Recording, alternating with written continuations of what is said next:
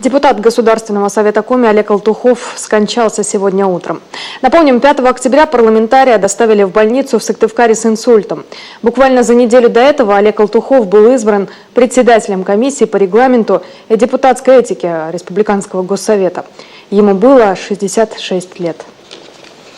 Олег Алтухов родился 23 августа 1949 года в Воронежской области. В 1975-м окончил Союзный юридический заочный институт, а в 2002-м – Комреспубликанскую академию государственной службы. Свою трудовую деятельность он начал в 1964-м на комбинате «Воркута-Уголь».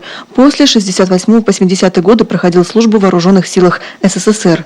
После демобилизации продолжил служить в органах государственной безопасности без малого целых 30 лет.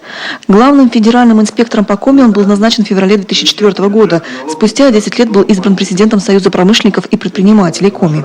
Приоритеты в работе Союза – это создание благоприятных условий для развития бизнеса как в наших сельских районах, так и в городах республики. Второе направление – это защита законных прав и интересов бизнеса всеми незапрещенными законами, формами и методами. Обеспечение правовой поддержки малого и среднего бизнеса.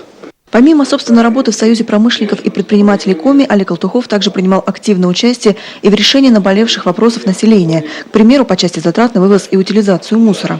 Для жителей нашего района оно не потребует каких-то дополнительных затрат. То есть то, что они оплачивают, так они и будут оплачены, уже будут работать напрямую с региональным оператором, что создает прозрачных всех отношений, в том числе и финансовых, между жителями, конкретным гражданином и компанией, которая будет заниматься этими вопросами. На прошедших выборах Олег Алтухов шел вторым в списке «Единой России» по Эжинской территориальной группе. После отказа руководителя администрации района Александра Калинина от работы в парламенте мандат перешел к Олегу Алтухову. Эжвинцы такой шаг своего градоначальника по большей части одобрили. Алтухов оставил о себе приятные впечатления в районе. Это видео с последнего звонка.